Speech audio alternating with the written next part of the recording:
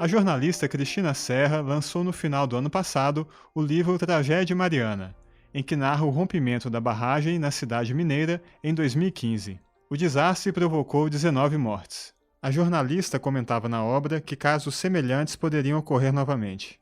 Em 25 de janeiro deste ano, uma nova barragem se rompeu em Brumadinho, cidade da Grande Belo Horizonte. Dessa vez, o número de mortos já passa de 160 e cerca de 150 pessoas seguem desaparecidas. Nos dois casos, as instalações pertenciam à mineradora Vale.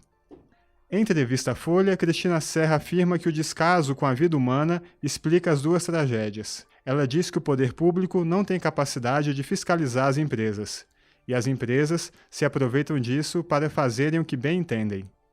Nesse cenário, diz ela, o processo de licenciamento ambiental não passa de um faz de conta. A jornalista também fala da escrita de seu livro, de sua relação com sobreviventes e parentes das vítimas e de como o país pode, de fato, impedir novas tragédias. Eu sou Marco Rodrigo Almeida e esta é a Ilustríssima Conversa. Cristina, muito obrigado pela sua presença, é um prazer tê-la aqui conosco. Eu que agradeço. E hoje o nosso companheiro aqui da Folha, o jornalista José Marques, do Caderno Poder, está aqui com a gente. O José Marques cobriu Mariana na época, né? Era correspondente em Minas, né? Conheceu bem aquela história. Então, já partindo daí, Cristina, o que deu tão errado, né? Que tivemos aquele aviso brutal em Mariana. O que aconteceu que se repete depois, né? A tragédia se repete com um número de mortos muito maior ainda dessa vez. O que se repete é o mesmo cenário político institucional. Basicamente, as empresas se autofiscalizando, entre aspas, né? E o poder público sem capacidade efetiva de fiscalizar as empresas. Eu costumo fazer um paralelo entre esses dois casos, que é o seguinte: o que eles têm em comum? Eles têm várias coisas em comum e têm várias diferenças também, né? Do ponto de vista técnico, sobretudo, são barragens diferentes. A de Mariana era uma barragem nova, com 7 anos. Essa barragem, uma barragem muito antiga, da década de 70, que já não recebia mais rejeito. Enfim, tem diferenças, mas tem semelhanças muito graves. E a primeira delas que eu digo é o descaso com a vida humana. No caso da barragem da Samarco, lá em Fundão, isso para mim fica muito evidente, né, quando você sabe que não existia sirene para avisar os trabalhadores e os moradores que moravam ali por perto. É bem verdade que na época a legislação não exigia que fossem colocadas sirenes, o que também não impede que a empresa, até por uma questão de bom senso, no mínimo, e preocupação com a vida humana, tivesse instalado as sirenes. Então, não havia sirene. O desastre de Mariana, inclusive, só não foi maior, o custo humano só não foi maior, porque tem uma personagem incrível nessa história toda, que é a Paula Geralda Alves, que é uma moradora de Bento Rodrigues, o primeiro povoado devastado, que trabalhava numa terceirizada da Samarco. E ela estava na zona rural, mais ou menos ali a meio caminho entre a barragem e o povoado. E quando ela viu a lama se aproximando, ela sobe na moto dela e corre para o povoado, com a lama atrás dela. Mas ela corre para o povoado para avisar as pessoas, a família dela morava lá, o filho, os pais, enfim. E ela roda pelas ruas de Bento Rodrigues até a gasolina acabar. E aí ela sobe na encosta com os moradores e vê a lama destruir o povoado. Então, a Paula foi a sirene que a Samarco não tinha. O descaso com a vida humana, no caso de Brumadinho, é escandalosamente demonstrado com o fato de que os escritórios e o refeitório dos trabalhadores ficavam no caminho da lama. Ficavam a jusante da barragem, significa abaixo da barragem, exatamente no caminho por onde a lama passaria, caso a barragem rompesse. O que aconteceu? Então, assim, não há explicação plausível, não há, para aquele refeitório, para aquele escritório estarem ali naquela localização. Quando foi feito aquilo, quem fez, quem autorizou, quem permitiu, quem deixou que aquela situação permanecesse? Porque, afinal de contas, o atual presidente da Vale, quando assumiu, ele disse: o meu lema vai ser Mariana nunca mais. Se a pessoa diz isso, a primeira coisa que ela tem que fazer é mapear os riscos. E, certamente, se esse mapeamento foi feito, aquela situação ali teria que ter aparecido e teria que ter tido uma solução para aquilo ali. Olha, não dá para continuar assim, vamos tirar esse refeitório daqui, vamos tirar os escritórios. Isso não foi feito. Então, isso é o descaso E para voltar ao cerne da tua pergunta, por que acontecem 2 desastres como esses em tão pouco tempo? É isso, é porque o poder público não tem capacidade de fiscalizar as empresas e as empresas fazem o que elas bem entendem. Quer dizer, nenhum órgão público passou por aquela barragem da Vale e disse, olha, não dá, tem que tirar esse pessoal daqui de baixo. Então, o cenário é o mesmo, né? Apesar das diferenças, o cenário político institucional é o mesmo. No seu livro, lançado no final do ano passado, você faz essa ressalva, né? Aponta que não estávamos livres de novos acontecimentos desse tipo, né? Deixa essa mensagem, infelizmente, foi o que se verificou poucos meses depois. Né? É exatamente, por causa disso que eu estou te falando, entendeu? Por essa fiscalização de faz de conta, o licenciamento ambiental, que é desses grandes empreendimentos, que é também feito com uma série de falhas. O licenciamento da barragem de Fundão da Samarco é escandaloso. A empresa não apresentou o projeto executivo da obra. E isso eu entrevistei vários engenheiros para fazer o livro, porque, obviamente, eu não dominava esse assunto, e os engenheiros todos falam. O projeto executivo de uma barragem é tão importante quanto o plano de voo para um avião. Então, se a barragem foi construída sem o projeto executivo, é como decolar sem o plano de voo. Então, essa soma, sabe, dessa frouxidão da legislação, ou a frouxidão da maneira como se fiscaliza o cumprimento da legislação, é que leva a esses desastres. Você disse que havia uma falta de capacidade do Estado, por conta de falta de estrutura, enfim, em fiscalizar tanto a barragem quanto fazer com que as licenças sejam concedidas de maneira correta. É uma falta de estrutura apenas ou houve um descaso também do poder público em relação a esses 2 casos, na sua opinião? Eu acho que essa falta de condições do poder público em exercer o seu papel é proposital. Hoje nós temos a Agência Nacional de Mineração, que, na verdade, é o antigo Departamento Nacional de Produção Mineral, que virou recentemente Agência Nacional de Mineração. Para o livro, inclusive, eu fiz uma pesquisa sobre a estrutura do então DNPM, que hoje é a agência. E eu descobri que existia uma auditoria do Tribunal de Contas da União, uma auditoria de 2012, portanto, 3 anos antes do desastre. Essa auditoria, feita pelo TCU, foi feita a pedido do Ministério Público do Estado de Minas Gerais. Já sabendo da situação, obviamente que o Ministério Público já se debruçava sobre esse assunto, pediu essa auditoria. E o TCU fez e constatou o total sucateamento do DNPM antes do desastre. Depois fez uma outra auditoria e constatou que a situação não tinha mudado. Quando eu falo sucateamento, eu estou dizendo assim, os fiscais não tinham carro para ir nos lugares que eles têm que fiscalizar, eles não tinham mapas, eles não tinham GPS, eles não tinham imagem de satélite dos locais que eles tinham que vistoriar. Então, sabe aquela coisa de enxugar gelo? Aí ele vai numa barragem, só que ele tem que fiscalizar 400. Então, isso é enxugar gelo.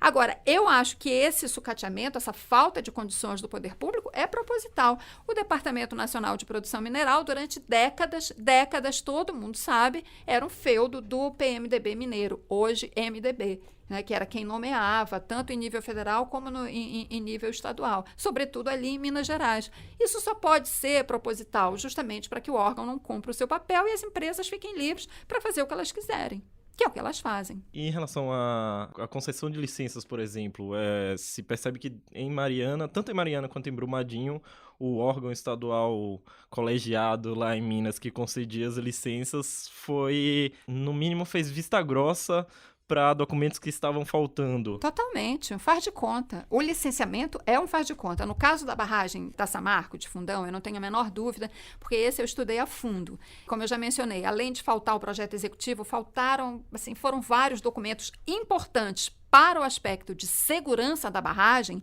que não foram apresentados. No caso da Vale, agora, mais recentemente, essa reportagem saiu há pouco tempo, mostrando que a Vale conseguiu um licenciamento a jato. Ela conseguiu, em vez dela passar pelas 3 etapas do processo de licenciamento, que são a licença prévia, a de instalação e a licença de operação, ela conseguiu as 3 licenças de uma vez só, justamente para ampliar as atividades do complexo minerário de Paraupeba, onde ficava a barragem que rompeu. Então, assim, é licenciamento de faz de conta, sabe? Vai de qualquer jeito, vai fazendo vista grossa, vai passando e deu no que deu, né? Você tem os dois licenciamentos que a gente está aqui discutindo, os dois resultaram em desastres com um custo humano e ambiental gigante. O discurso um pouco do setor é que o licenciamento leva uma burocracia gigantesca, né, que impediria o desenvolvimento da região, do estado, e é o que até os políticos conhecidos como a bancada, né, a bancada ali do setor, alegam isso, justificam. E a gente vê que tem uma grande preponderância, né, do financiamento, até quando era permitido o financiamento empresarial, o financiamento dessas mineradoras nos políticos ali de Minas, né, do estado, o que acaba contribuindo também para essa visão de que o licenciamento pode ser uma barreira, né, ao desenvolvimento. Assim, é claro que, assim, quando a gente fala de licenciamento, lógico que deve ter alguns exemplos pelo país, porque você tem obras sendo licenciadas no país inteiro, né, você tem grandes empreendimentos no país inteiro. Claro que aqui e ali pode ter algum licenciamento que foi extremamente moroso, que talvez os órgãos envolvidos tenham pedido uma série de documentos, talvez um pouco exagerado, que não precisasse tanto. Pode ser? Claro que pode, né? Mas aí são as exceções que confirmariam a regra. E a regra, quando eu digo, é que os licenciamentos, em geral, eles precisam passar pelo tempo que for necessário. Não importa se é muito tempo, se é pouco tempo. Tem que ser o tempo justo, o tempo em que todas as condições de segurança e de impacto ambiental e humano sejam devidamente avaliadas. Agora, eu não tenho dúvida também que isso que você mencionou, o fato de os parlamentares no Brasil serem até bem pouco tempo financiados por empresas que têm interesse nisso, é claro que isso tinha um efeito na legislação. No caso, por exemplo, de Minas Gerais, e isso está no livro também, dos 77 deputados estaduais mineiros eleitos em 2014, 59 receberam doação de empresas mineradoras. 59 representa 80% da Assembleia Legislativa Mineira. Recebeu doação de mineradora. Na época era permitida a doação empresarial. Agora, nessa última eleição, já não era. Mas aí talvez tenha que ser feito um cruzamento de quais pessoas físicas doaram para esses parlamentares e se essas pessoas físicas têm ligação com essas mineradoras. E justamente por isso, no caso de Minas Gerais, não surpreende que tenha acontecido o seguinte: teve o desastre da barragem de Fundão, em novembro de 2015, pouquíssimo tempo depois, a Assembleia Estadual de Minas Gerais aprovou uma mudança no licenciamento estadual, restringindo a participação do Ministério Público de Minas Gerais no processo de licenciamento. Ora, bastante curioso que o Ministério Público de Minas Gerais foi justamente o órgão que apontou fragilidades no processo de licenciamento e que depois do desastre apontou todas essas lacunas no processo de licenciamento da barragem de Fundão. Então, em vez da Assembleia apertar, digamos assim, tornar o licenciamento mais rigoroso para as empresas, que elas apresentem todos os estudos que ela tem que apresentar, eles afrouxaram, né, o licenciamento. Mas aí, quando você faz o cruzamento dos parlamentares com as verbas, as doações que eles receberam, você entende por que eles agiram assim, né? Como é que foi o seu contato? Queria que você contasse um pouco para o nosso ouvinte também, que você narra bem no livro, o seu contato com a chefia ali da Samarco, da Vale, né, durante a pesquisa. Como é que foi a receptividade deles? Com a Samarco foi uma relação diferente, porque antes de escrever o livro, eu cobri o caso como repórter do Fantástico. Na época eu trabalhava na televisão e cobri para o Fantástico.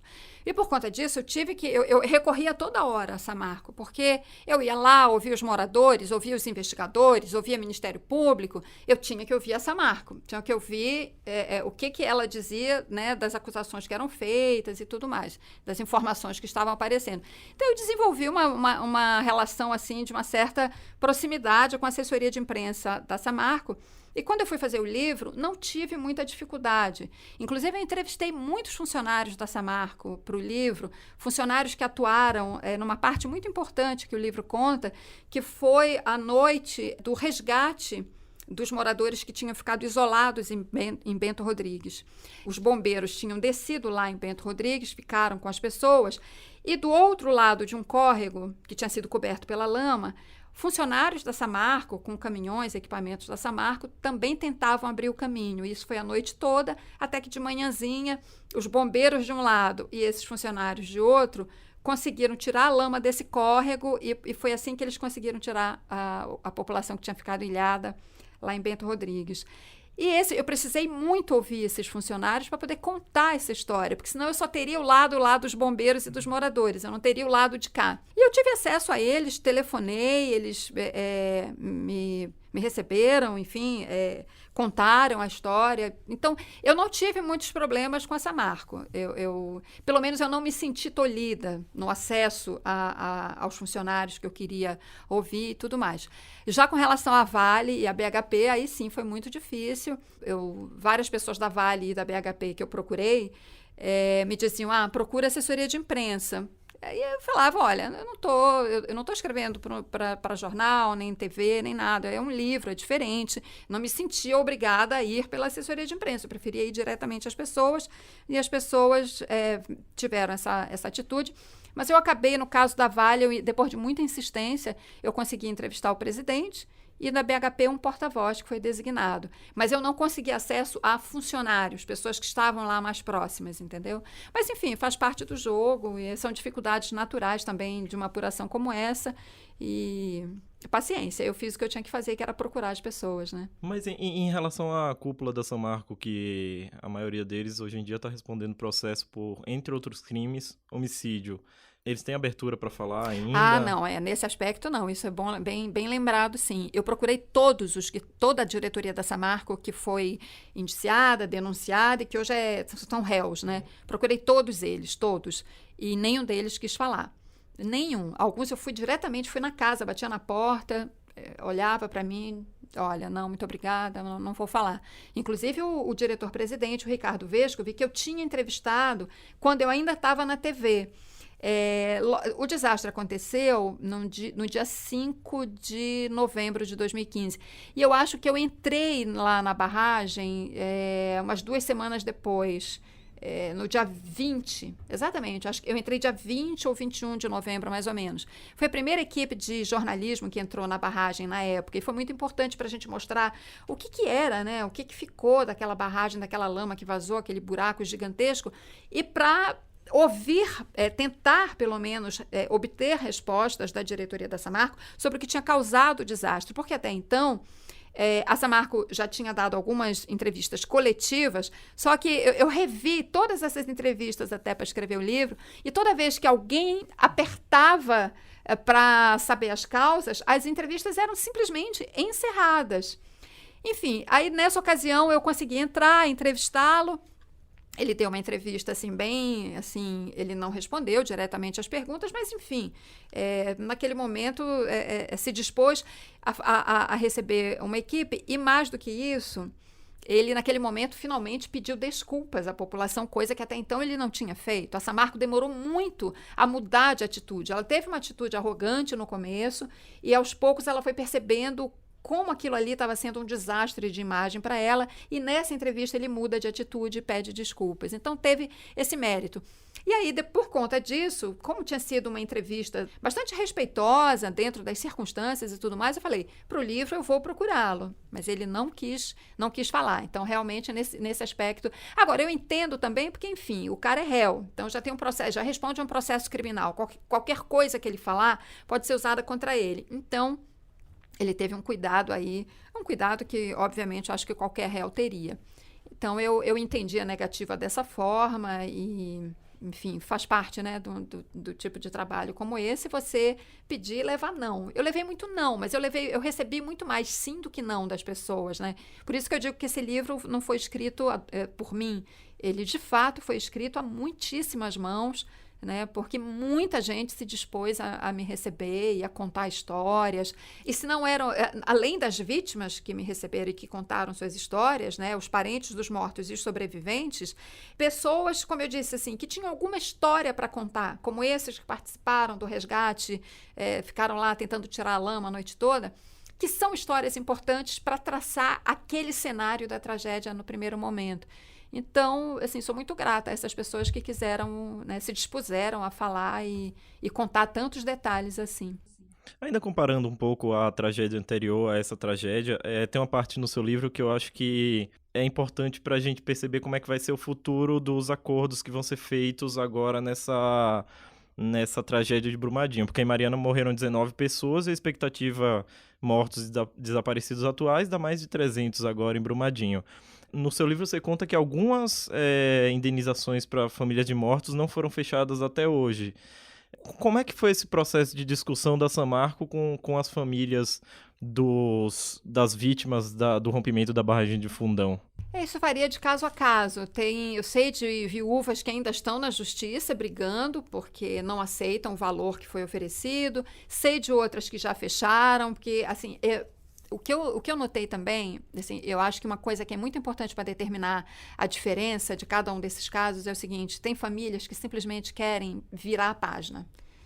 Não querem mais saber de Samarco, de desastre, sabe? Quer olhar para frente. Então, assim, fechou um acordo, a indenização é essa, é essa. As famílias não, em geral, são pouquíssimas falam dos valores para mim, e eu também respeitei e não insisti, perguntei uma vez, não quis falar, ok. Mas, enfim, eu sinto que é muito mais essa necessidade de virar a página e olhar para frente, seguir em frente, que fez com que algumas famílias já fechassem um acordo. Outras não, têm mais disposição, digamos assim, para briga e vão esticar a corda mais. Outras já fecharam o acordo, mas mantém uma militância, sabe, na causa. Tem uma das viúvas, inclusive, ela tem um grupo de WhatsApp que ela coordena, e ela é muito ativa nesse sentido e sabe tudo que acontece e posta as notícias e mobiliza as outras, enfim. Então, assim, são reações muito diferentes, que variam de família para família, de situação para situação. Agora, o fato é que 3 anos depois, a grande maioria das indenizações não foi paga, né? Porque não é só a indenização de quem perdeu um parente, mas é de quem teve perdas materiais, é de quem ficou com problemas de saúde, porque rolou ali na lama e sobreviveu, né? Tem vários sobreviventes que têm problemas de saúde decorrentes de ter ficado ali rodopiando, né? Na lama. Em Bento Rodrigues, sobretudo. Barra Longa, você já tem uma outra situação, que a Barra Longa é a única cidade onde a lama passou no centro urbano. Todas as outras cidades, a lama passou por áreas rurais, né, povoados, distritos ou subdistritos. Barra Longa, ela passou no centro urbano de Barra Longa, secou, virou poeira, e isso tem problema de saúde seríssimo em Barra Longa. São problemas respiratórios, problema de pele, depressão. Se eu não me engano, a Samarco até hoje não reconhece que os problemas de saúde são oriundos do rompimento da barragem ou de seus efeitos posteriores, não é? Ela discute isso. Então, e assim vai até a Foz no Espírito Santo, até a situação dos pescadores. Então, ali na situação, por exemplo, de regência na Foz do Espírito Santo, você tinha uma situação de muita informalidade no trabalho naquele povoado, que era um povoado que vivia do turismo. Mas uma situação de informalidade. Você tinha ali as pousadas, então você tinha muita gente que trabalhava na faxina, um cozinheiro, pessoas que não tinham carteira assinada. Essas pessoas perderam seu trabalho, porque as pousadas fecharam, a maioria delas. Acho que quase todas, tem uma ou duas ali. Como é que essas pessoas provam que elas trabalhavam naquela região, naquele povoado, e que elas perderam o emprego porque o povoado deixou de existir como um centro turístico? Acho que até hoje ainda não se pode pescar na água. Está suspensa a pesca no mar está suspensa, e aí você tem situações distintas em Minas e Espírito Santo, porque aí tem decisões das justiças estaduais diferentes sobre a pesca, mas enfim, há restrição de pesca no Rio Doce, nos 2 estados. Os efeitos são muito maiores do que parece à primeira vista, né? Envolve uma cadeia de coisas assim gigantesca, né? É impressionante. Quando eu fiz o livro, eu me dei conta disso. O efeito é um efeito cascata. Uma coisa vai puxando a outra, sabe? Você tem efeitos de Bento Rodrigues, né, que é o primeiro povoado, até Regência, você tem um efeito escalonado de formas assim as mais diferentes. Você tem efeitos na fauna, na flora, nos peixes que morreram. na perda de emprego, fazendas que foram atingidas, né, pequenos produtores rurais ali, e até médios e grandes, assim, que perderam equipamentos, então é gente que perdeu emprego, é um efeito, não é um efeito apenas humano e ambiental, e não é apenas porque ele é gigante, mas tem um efeito econômico muito grande, né, fora que a empresa está parada, está sem operar, portanto, ela não está recolhendo impostos e a arrecadação dessas cidades caiu brutalmente. Mariana, 80% da arrecadação de Mariana vinha da Samarco. E de Anchieta, no Espírito Santo, onde tem o terminal marítimo da Samarco, era 70%. As prefeituras deixam de arrecadar, cai a qualidade dos serviços, enfim, o comércio sente, cai o turismo. É um efeito cascata assombroso e a Fundação Renova, infelizmente, não deu conta de recuperar todos esses danos. E até hoje é difícil de mencionar um pouco quem de fato foi afetado pelo rompimento, pelos efeitos do rompimento da barragem, porque a primeira vez, quando eu completou um ano que eu fiz um roteiro lá, eu lembro que a gente tava com um SUV e parecia muito carro de mineradora. E a gente era muito parado na rua por pessoas pedindo coisas pra gente. Eu imagino que ainda tenha muito aproveitador, pessoas de fora que você não sabe exatamente se realmente necessitavam de ajuda financeira ou não. A Renova diz que assim, ela tem que ter critérios para também distinguir quem é atingido e quem não é. É verdade. Agora, ela tem que ter em conta também o que eu falei antes, esse ambiente de informalidade no trabalho, né? Muita gente trabalha sem carteira assinada. O pescador, aí como é que ele vai provar que ele tirava quanto na pesca, né? Qual era a renda dele na pesca? Isso também varia ao longo do ano. Quer dizer, tudo isso tem que ser levado em conta. É um trabalho de gestão socioeconômica, assim, monumental que a Renova tem que fazer. E pelo que a gente está vendo, eu não sei se ela... Assim, recurso não falta, porque ela recebe aporte das duas das maiores mineradoras do mundo. Mas eu não sei o que é, se é falta de pessoal, se é falta de metodologia. O fato é que assim, ela ainda está bem longe de dar conta dessas situações todas que estão aparecendo. Eu não sei se é fácil de mencionar isso, mas agora é evidente que a tragédia humana é muito maior do que a tragédia ambiental. Depois que a Renova foi formada, tanto a Samarco quanto a Renova quanto a Vale gostavam muito de difundir uma versão de que a tragédia social pós-Mariana é muito maior do que a tragédia ambiental. Isso até ajuda um pouco no processo deles, porque aí você diminui a responsabilidade sobre o crime ambiental. Você consegue dimensionar isso? O que foi pior? Foi a tragédia social? Foi a tragédia ambiental no caso de Fundão? No caso de Fundão, gente, eu não sei como eles falam uma coisa dessa, porque a lama percorrer 660 quilômetros, sair da barragem, cair no Córrego Santarém, que cai no Rio Gualacho do Norte, que cai no Rio do Carmo, que se junta com Piranga e vira Rio Doce e leva a lama até a foz do Oceano Atlântico, eu não sei o que eles consideram, então, tragédia ambiental. Sendo que o último estudo, pelo menos que foi o último que eu examinei para o livro do ICMBio, de monitoramento da mancha de lama no Oceano Atlântico, mostrava que tinha fragmentos da lama no arquipélago de Abrolhos, e isso, digamos, ao norte do Espírito Santo, né? Ao norte da Foz. Já na Bahia. Já na Bahia. Litoral sul da Bahia. E ao sul do Espírito Santo, a lama chegou, portanto, ao sul da Foz, onde a lama chegou, eles encontraram fragmentos da lama no litoral de Cabo Frio, no Rio de Janeiro. Isso dá uma extensão, quer dizer, a lama percorreu dentro do Rio Doce 660 quilômetros e ela se espalhou no sentido norte-sul, no oceano, por 600 quilômetros, que é quanto dá a distância mais ou menos de Abrolhos até Cabo Frio. Só o litoral do Espírito Santo são 400 quilômetros e o litoral do Espírito Santo todo a lama apareceu. Claro, evidentemente, que a densidade dos fragmentos é muito diferente. A Foz, com uma densidade muito grande de lama na Foz, depois no Espírito Santo, um pouco mais, à medida que vai se distanciando da Foz, a lama vai se dispersando E, claro, em Abrolhos e Cabo Frio, aí já são fragmentos da lama. Mas isso dá uma ideia do alcance por onde ela passou e por onde ela se espalhou, né? Fora a perda de Mata Atlântica, num estado que já tinha pouca Mata Atlântica, né? Minas Gerais é um estado em que sobrou pouquíssimo da Mata Atlântica, justamente até pelo histórico de ocupação da bacia do Rio Doce, de décadas atrás. A perda de animais, a perda de peixes do Rio Doce, que ninguém sabe ainda dimensionar ao certo, inclusive espécies endêmicas que eram ameaçadas já de extinção, se elas foram extintas de fato ou não. Aliás, assim, isso é uma coisa importante sobre esse desastre, porque ainda falta muito estudo científico, né? Para a gente ter certeza do que aconteceu e do dano ambiental. E a lama ainda não vai ser retirada e a lama ainda se estende por todos esses 600 quilômetros. A lama está no leito do rio. A lama não saiu, a lama está lá. Qual é o efeito dessa lama na água? E um detalhe, a Samarco insistia muito nesse ponto. A lama não é tóxica. Tá, de fato, a composição dessa lama de rejeito é um material estéril.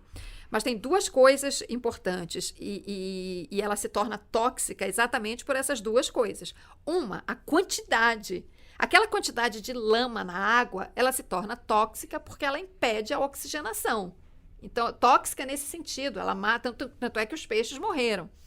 E a outra coisa é que essa lama, essa quantidade de lama, quando passa no rio, quando passou pelo rio, ela revolveu sedimentos de mineração que estavam ali há séculos, desde que a mineração começou em Minas Gerais. Por isso que os testes de água na época mostraram que tinha metais pesados ali. Tinha mercúrio, arsênio, cádmio, chumbo e vários outros elementos. Aí a Samarco dizia, não, mas isso não faz parte da composição da lama. Não faz, de fato não faz. O ICMBio fez um laudo sobre isso. Só que revolveu o fundo do rio e esses metais pesados, o termo técnico para isso é ressuspensão. Eles estão ressuspensos na água. Então, é tóxica nesse sentido. Não tem como aliviar essa situação. A lama é tóxica, a lama é poluidora, a lama contaminou o rio. E agora o que precisa se saber realmente é ter estudos mais detalhados, mais apurados, para saber o efeito daquela lama sedimentada ali no fundo do rio. Sendo que quando chove, ela faz essa ressuspensão. Então, o problema está ali, não adianta. Ainda que na superfície, você olha, eu percorri também todo o Rio Doce, aliás, da nascente até a foz, a nascente que não foi afetada, porque, claro, ela fica numa região de altitude. Tem trechos do Rio Doce, eu fiz isso no final de 2017, que você olha o rio, a água na superfície aparentemente está limpa, está ótima. Eu já vi gente pescando no rio, apesar da proibição de pesca, só que a lama está aí, está lá. Isso não tem como negar, ela está lá. No mar, se eu não me engano, os últimos resultados que o ICMBio fez de exame dos peixes ainda encontrava algum metal pesado. Eles não sabem se é necessariamente oriundo da lama que empurrou esses metais pesados do leito dos rios ou se já havia algum material lá, mas que é fato que os peixes ainda têm metal pesado na composição. Não é? Sim, e absolutamente não é recomendável que se coma esses peixes. Eu vi pessoas pescando em Governador Valadares, porque é uma coisa da cultura da cidade, né? O Rio Doce também, aliás, eu falei que o único centro urbano atingido foi Barra Longa. Não é verdade. Governador Valadares também, porque o Rio Doce corta Governador Valadares. Mas é que quando ele passou em Governador Valadares, a lama passou por lá, ela estava contida no rio. Em Barra Longa, a lama ainda era num volume tão grande que ela se esparramava para as margens do rio. E ela foi assim se esparramando até chegar na usina de Candonga, numa cidadezinha chamada Rio Doce. E aí, a partir da usina de Candonga, a lama foi dentro do leito do rio. Mas, enfim, o Rio Doce faz parte ali da cultura, da vida dos valadarenses. E eu vi muita gente já lá pescando. Eu não faria isso. O Rio Doce passa por dentro da reserva dos índios Krenak também. Eles não pescam mais. Eles não estão pescando porque eles têm medo, e porque está proibido e também porque eles têm medo, né? E aí eles recebem, os Krenak, cestas básicas para comer, que é uma coisa assim que agride completamente a cultura. Claro, não tem outra solução no momento, né? Porque eles têm que comer alguma coisa. Como eles não podem pescar e a caça sumiu dali das margens do rio, os animais que iam beber água no rio, eles falam que sumiram. Então, eles comem de cesta básica, mas isso é terrível para a cultura deles, né? Porque as crianças não estão aprendendo a pescar, a caçar. Então, assim, do ponto de vista cultural, é um crime também, né? Sim, é uma coisa incalculável, né? São os efeitos que você estava falando, sim, né? Os efeitos em cascata desse desastre que a gente, às vezes, nem percebe. Só quando você chega lá e se dá conta, né? Ver uma situação dessa. E, Cristina, como é que foi o processo de pesquisa e produção do livro, né? Como é que ele toma fundo numa tragédia assim, né? Como é que foi no seu para você? Primeiro eu levantei muito documento para entender do que eu estava falando e fui entender o processo de licenciamento. Foi uma coisa assim bem desafiadora entender dessa legislação ambiental. E fui entender também um pouco de engenharia. Essa foi a parte mais difícil, entender as questões técnicas ali de operação da barragem. Mas aí eu procurava engenheiros que pudessem me orientar. Então, assim, eles me davam mesmo umas aulas, sabe? Toda vez que eu sentava, eu dizia assim, não, olha, faz o seguinte, fala para mim, explica para mim como se você estivesse falando para uma criança de 10 anos, entender o que é a barragem, a tal da poropressão. No caso dessa barragem, tem a história daquele recuo que foi feito na barragem, né? Uma obra de engenharia que é uma barbeiragem total, aquilo ali. Então, ainda tinha que entender esse negócio, né? A questão da distância, da lama, da areia, da distância para o barramento, enfim, um monte de coisas. Então, isso realmente isso deu muito trabalho. Mas foi isso, eu fui levantando os documentos, pedindo orientação para ver se eu entendia realmente, se o que eu estava entendendo era o correto. E sempre, tudo, assim, a grande preocupação que eu tive com o livro é toda a história, todo fato que eu tiver que contar, principalmente assim, relativo às decisões que a empresa tomou, né, que os seus diretores tomaram, os seus engenheiros tomaram, eu tenho que ouvir essas pessoas. Né? Eu não posso. Eu li vários depoimentos que eles tinham dado na Polícia Federal, mas o depoimento não é suficiente, né? Muito longe disso. Você tem que entrevistar a pessoa. Só que no caso dos dirigentes da Samarco, isso não foi possível, a gente já mencionou aqui, eles não quiseram falar. E aí, claro, eu usei uma coisa ou outra dos depoimentos deles. Mas, assim, eu fiz um esforço muito grande, porque era uma preocupação muito grande ouvir as pessoas. Eu queria, assim, ter o máximo de depoimento, sabe? Em primeira mão, sabe? Enfim, nem sempre foi possível. E aí, tendo essa parte técnica, assim, mais resolvida, aí eu fui para a parte que realmente me interessava, assim, como jornalista, que era mergulhar nesse universo humano daquelas pessoas que foram as mais afetadas, quer dizer, mergulhar em Bento Rodrigues, que é um povoado do final do século XVII, é um povoado de 1600, foi fundado em 1694, pela época dos bandeirantes paulistas, que saíram daqui de São Paulo e foram lá para Minas em busca de ouro. Lugar cheio de história, sabe? Um lugar que tem a ver com a história do Brasil, não só com a história de Minas Gerais. E, de repente, aquele lugarejo esquecido que ninguém nunca tinha ouvido falar no Brasil, talvez só ali, quem morasse ali por perto. Aquilo é varrido do mapa em 10 minutos, assim, uma coisa... Eu acho isso muito chocante, eu acho essa história muito chocante, sabe? E as pessoas levadas na lama, sabe? As pessoas que morreram na lama. É uma morte muito brutal. Isso foi uma coisa que me chocou muito. Quando comecei a escrever o livro, aliás, quando eu fui fazer a primeira matéria lá, pela televisão ainda, eu nunca tinha ouvido falar em barragem de mineração. Eu sequer sabia que isso existia. Barragem, para mim, é barragem de usina hidrelétrica, que você constrói um paredão de concreto para armazenar água. Era isso. Quando falaram barragem de rejeito, eu não sabia. Eu achava assim, o minério é assim, você vai lá, cava na montanha, tira o minério, bota no trem e exporta. Basicamente era isso que eu sabia.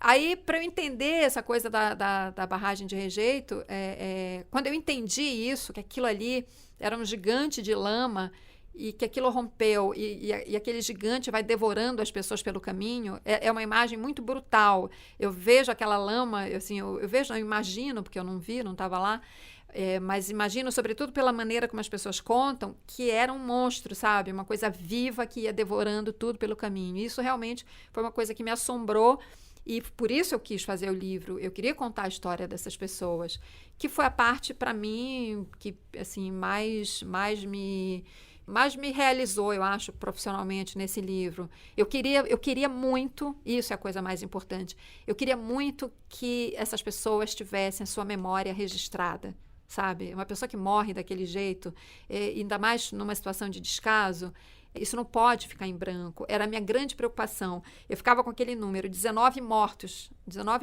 no desastre da barragem.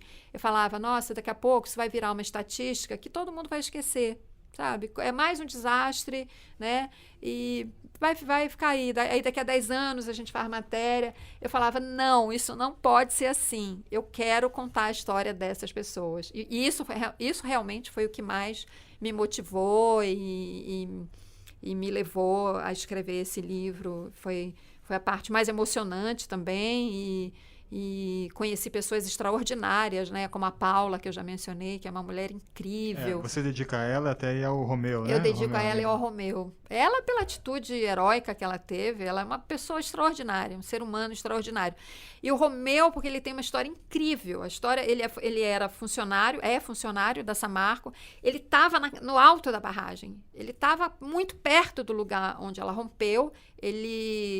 É miraculosa a história de sobrevivência dele. E eu procurei, quando eu ainda estava cobrindo como repórter para a TV. Eu li o depoimento dele na Polícia Federal e falei, meu Deus, que história, porque ele conta como ele afundou na lama e ele puxava o ar e botava a cabeça para fora e a lama vinha e vinha mais uma onda, até que o rejeito se acomoda. A impressão que dá, pelo que ele conta, é que o rejeito de alguma forma se acomodou numa reentrância do terreno e ele ficou ali, e ali ele conseguiu sair. E eu procurei, na época ele não quis falar comigo. Quando eu decidi fazer o livro, eu falei, eu vou procurar o Romeu de novo. Quem sabe agora, meses depois, ele aceite conversar comigo. E eu tinha decidido que a primeira pessoa que eu procuraria para o livro seria ele. Eu fui a Mariana, eu tinha o endereço dele, mas dessa vez eu não telefonei. Eu falei, eu vou direto, eu vou bater na porta, eu vou fazer como eu fazia quando eu era repórter, assim, quando eu comecei como repórter, que não existia esse negócio de telefone celular, né? Às vezes você só tinha o endereço da pessoa e saía direto na casa dela. E aí eu fui para Mariana com o endereço dele e bati na porta da casa dele. Eu falei, bom, agora é tudo ou nada, né? Ou ele me recebe, ou se ele me disser um não. E era a primeira entrevista para o livro, assim, entrevista mesmo. Até então, claro, eu já estava coletando informações, mas a entrevista era dele. E quando eu toquei, ele atendeu. Aí eu falei, é Cristina Serra, eu sou jornalista, eu estou escrevendo um livro sobre o desastre, eu queria falar com você. E ele simplesmente falou, espera aí, eu vou descer, já abro a porta. E ele abriu a porta, eu entrei e comecei a conversar com ele. E aí ele me contou toda essa história incrível. E por ter sido assim tão receptivo, e depois nós conversamos várias vezes, para eu buscar mais detalhes, eu também dedico o livro a ele. Só voltando um pouco à questão do rompimento, acho que uma dúvida de muita gente ainda hoje é como é que foi, didaticamente, como é que a barragem se rompeu e quais os principais motivos? O que é que você conseguiu levantar nessa sua investigação? A de Fundão, você está falando, né? Claro. Olha, a de Fundão é o seguinte, eu até fui num debate uma vez com engenheiros lá na PUC do Rio de Janeiro, porque eu estava escrevendo o livro e eu ainda tinha essa dúvida. O que a gente sabia? A gente sabia, isso estava certo, que a barragem rompeu porque ela entrou em liquefação. Liquefação é quando aquela massa de rejeito ela se comporta como um líquido. Agora, o que levou a essa liquefação? Quais os fatores determinantes? Ou qual foi o fator determinante para provocar essa liquefação? Quando eu fui... Eu já tinha lido muita coisa, eu tinha lido laudo pericial, a Polícia Civil investigou, a Polícia Federal investigou, a própria Samarco contratou, né, um escritório internacional de peritos que tirou suas conclusões e tal. Então, você tinha ali as possibilidades, as hipóteses e tudo mais. Isso aí eu falei, aí eu fui convidada para ir nesse debate da PUC. Eu falei, eu vou lá, eu vou tirar todas as minhas dúvidas com os engenheiros. Quando eu cheguei lá, o debate era exatamente esse, o que levou à liquefação, e eles também não havia um consenso. Para um foi a falta de monitoramento ou o monitoramento que não foi adequado. Para outro foi o recuo. Tem outro que diz que não, que o recuo não tem esse peso todo, porque se ele tivesse sido bem monitorado, não teria tido problema. Então, na verdade, assim, não há uma causa, há várias causas. E eu te diria, causas, ou o que se chama também de concausas. Eu te diria que no caso de Fundão é uma soma de causas que vem desde o licenciamento dela, super mal feito, a ponto da empresa não ter apresentado o projeto executivo dela, da obra. A empresa não apresentou no licenciamento um documento importantíssimo. Todos os engenheiros que falaram comigo falaram, gente, mas esse é um documento super importante. É um que se chama as-built, em inglês, que significa como construído. Porque você faz o projeto da obra, vamos fazer a obra desse jeito. Durante a obra acontecem problemas e você muda alguma coisa que estava no projeto. Então, você tem que fazer o relatório, como construído, para dizer, olha, mudou isso, mudou aquilo. Porque se der algum problema na barragem, esses são os 2 primeiros documentos que o perito procura, né? Bom, a obra era isso, mudou isso aqui, tá, vamos ver o que aconteceu. Ela não entregou também, ela entregou esse relatório, o tal como construído, ela entregou um relatório parcial. Então, começa no licenciamento, aí na construção ela tem problemas, foi usado material mais barato, tem um depoimento do empreiteiro lá, dizendo que a própria Samarco chegou e mudou lá um material, enfim. E tem os problemas de operação. Aí tem esse recuo, tem os problemas de drenagem, os drenos iniciais foram substituídos por outros, aí tem várias ocorrências de surgências ao longo da vida da barragem. Então, ela foi sendo operada com puxadinhos, sabe? Eram um esparadrapo que você botava aqui, outro ali, sabe? Os problemas que foram aparecendo no histórico da barragem não foram resolvidos da forma mais segura. Isso tudo foi se somando até que vem esse recuo, que inicialmente o recuo no eixo da barragem, contrariando o manual de operações dela. O recuo, só para explicar um pouquinho, o recuo é uma obra em forma de S que foi feita na barragem. A barragem tinha um eixo reto e uma parte do eixo dela vai sendo empurrado para trás e aí ela forma como se fosse assim, ela fica com o eixo numa forma assim de um S. E era para ser uma obra provisória, porque eles iam fazer um canteiro de obras ali, porque tinha aquela pilha da Vale ao lado, porque a Vale tem uma área industrial vizinha, colada na barragem de Fundão. Também tinha uma pilha de rejeito ali, um rejeito diferente, mas tinha. Aí tinha um lago ali. Enfim, tinha vários problemas. Aí precisavam fazer uma obra ali, um canteiro de obras. É o que a Samarco conta. Precisou recuar. Só que era para ser uma obra temporária e começou a ser feita em 2012, ela foi até o desastre em 2015. Ficou 3 anos. Sendo que a Samarco, o livro mostra isso, vários consultores internacionais que ela contratava, ela pagava a peso de ouro, alertavam. Volta com esse recuo, desfaz esse recuo, volta com o eixo reto. Ela recebeu vários alertas para fazer isso, vários alertas e não fez.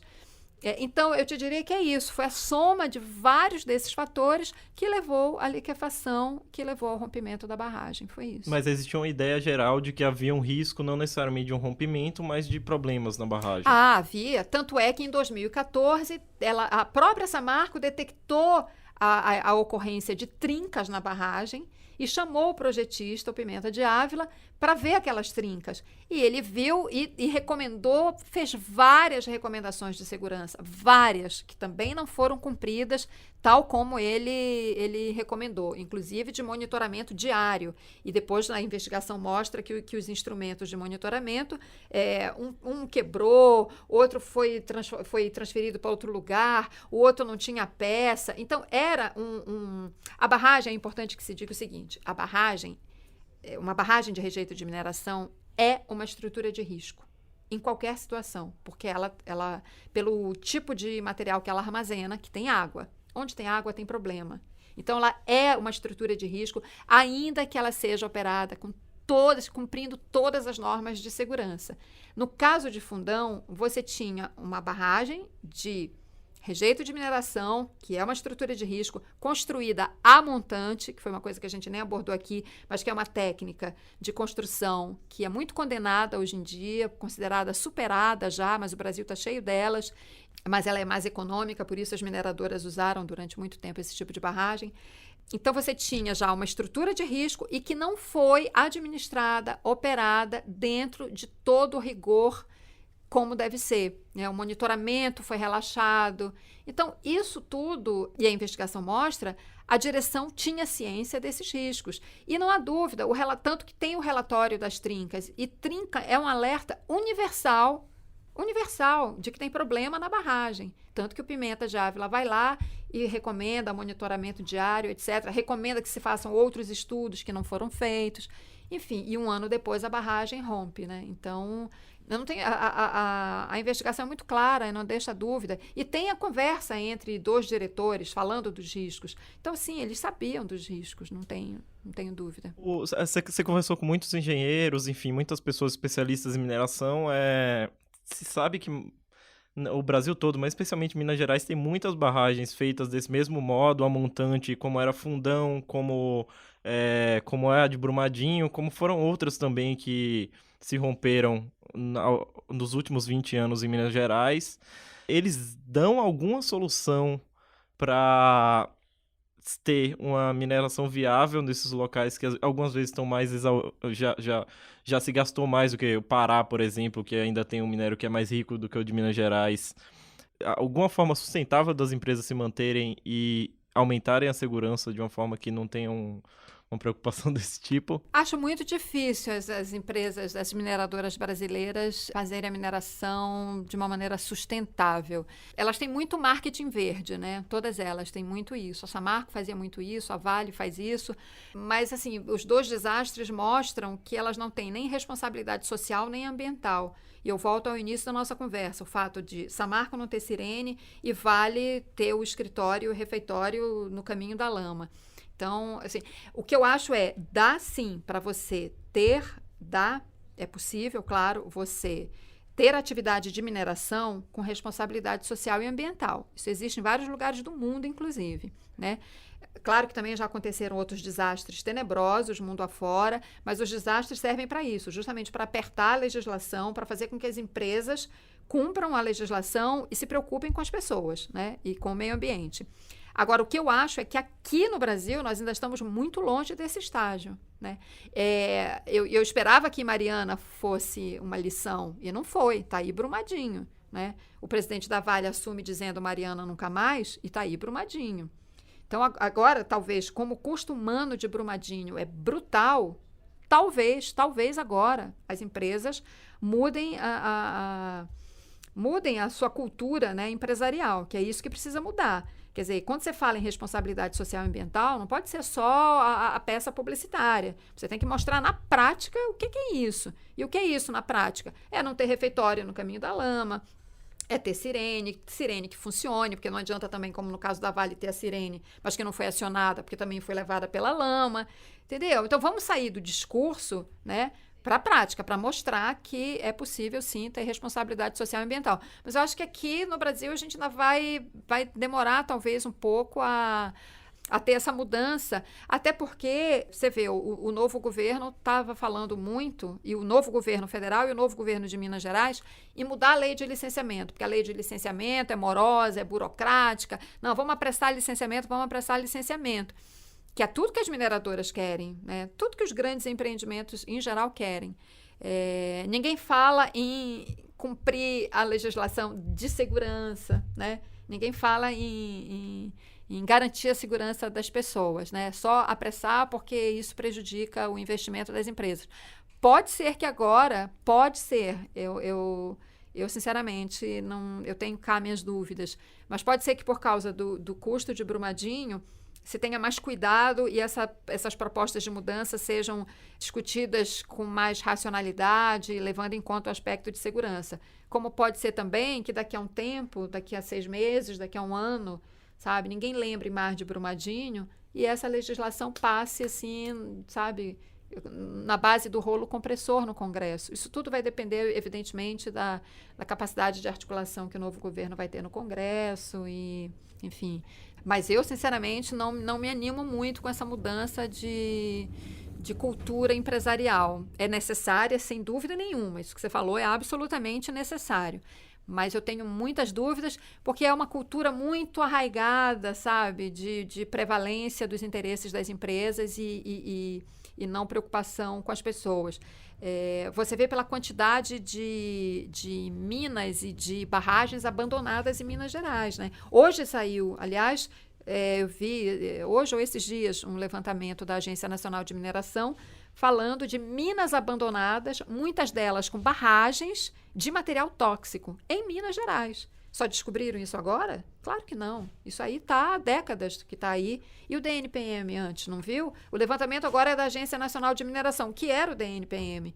E o que o DNPM fez esses anos todos? Que não viu essas 400 minas abandonadas. Algumas delas, as empresas não existem mais. Os donos, tem uma que os donos foram embora do Brasil. E tá lá, mas está lá. E tem uma população ali perto, entendeu? Então, assim, tem que ter uma mudança das empresas, mas tem que ter uma mudança também do poder público.